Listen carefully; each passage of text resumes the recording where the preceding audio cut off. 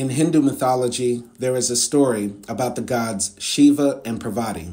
Shiva was Parvati's husband, who was known as the destroyer of evil and defender of mankind.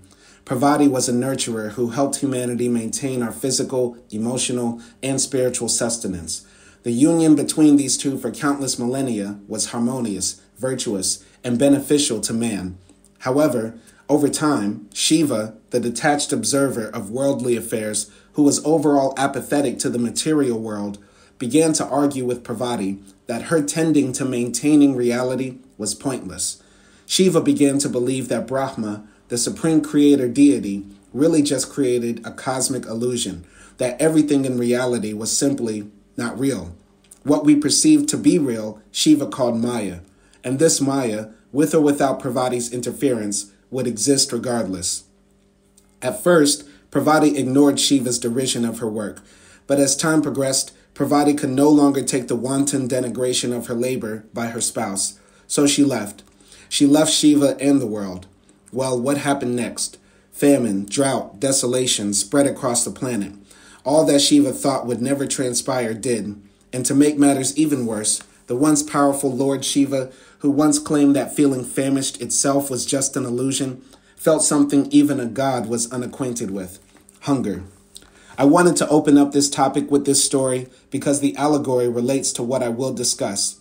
And before I tell how the story ends, I'm just going to delve straight into my monologue.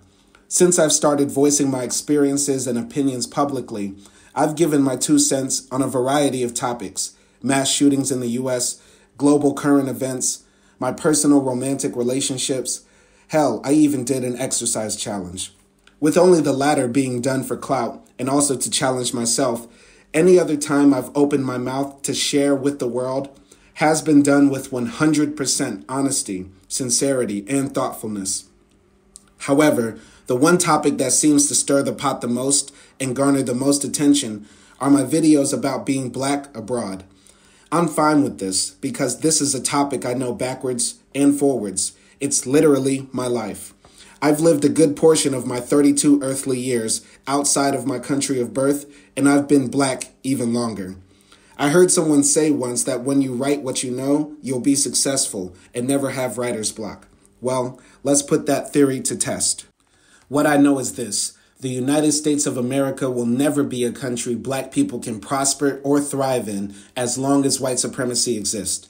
What is white supremacy?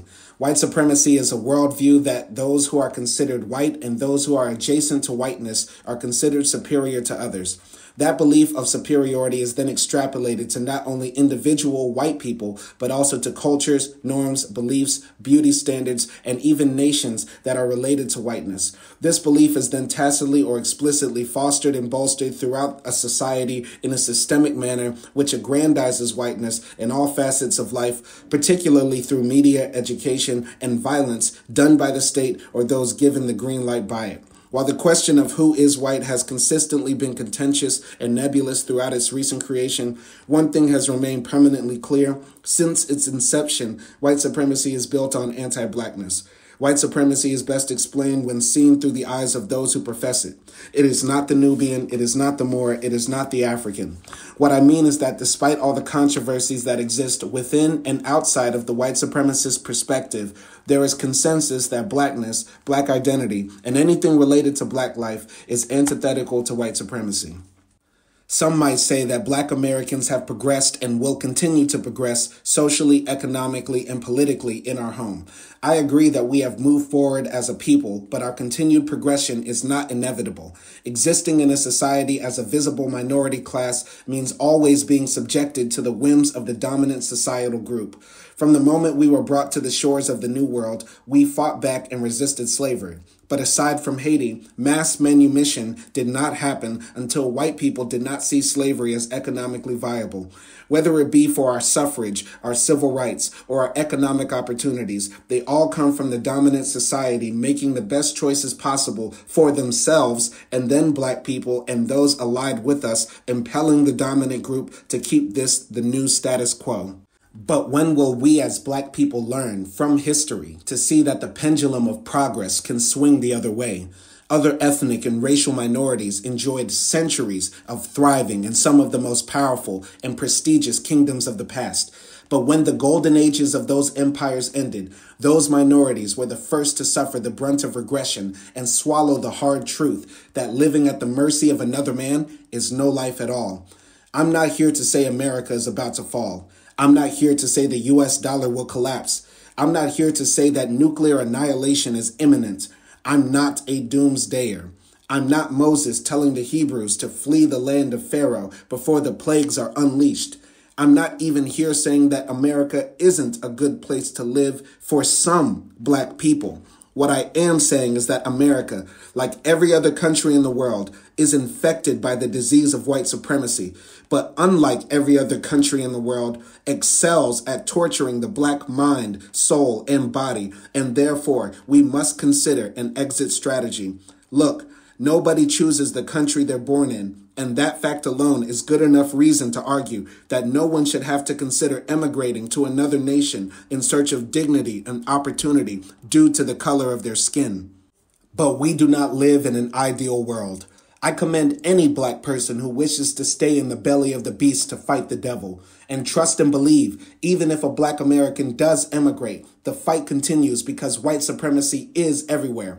But even though I do believe we, as black people, do need to see ourselves as political bodies connected together in an overarching global struggle against anti-blackness, we still need to maintain our individual happiness along with our physical and mental well-being. For some of us, that might mean staying in Detroit, the only home we've ever known. For others, it might mean moving to another city or across county or state lines. For others, however, it will mean leaving the country entirely. And I would say that those that do so are doing the most to free themselves from harm. You're never truly safe in America, a land flooded with guns. You're never mentally free in America, a land that lovingly holds up slave owners as the founding fathers.